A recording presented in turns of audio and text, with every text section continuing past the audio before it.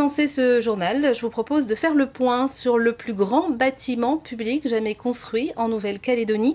Le Médipôle de Koutios, qui regroupera tous les services de l'hôpital, devrait être opérationnel fin 2016. Cet ouvrage colossal, on le voit pousser comme un champignon et au fil des jours, il prend un peu plus d'ampleur. Un an après le début du chantier, le calendrier d'édification est respecté. Visite guidée avec Karine Arroyo et les deux Christian, Favnec et Sfali. Ce chantier est pharaonique.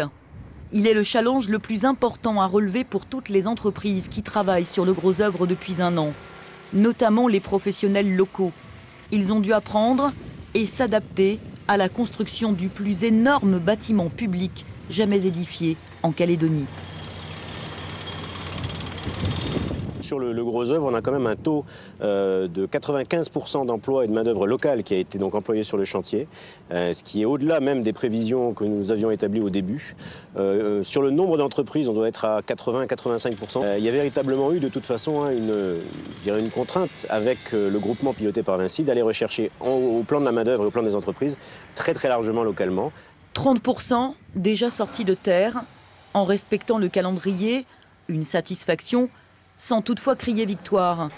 Il reste encore 70% du travail à accomplir, et pas des moindres.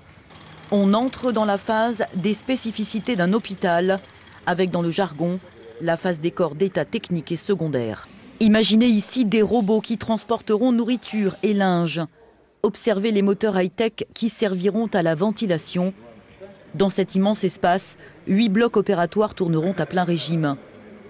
Ces chambres accueilleront les patients et fin 2016, si tout va bien, l'hélicoptère du SAMU pourra se poser ici.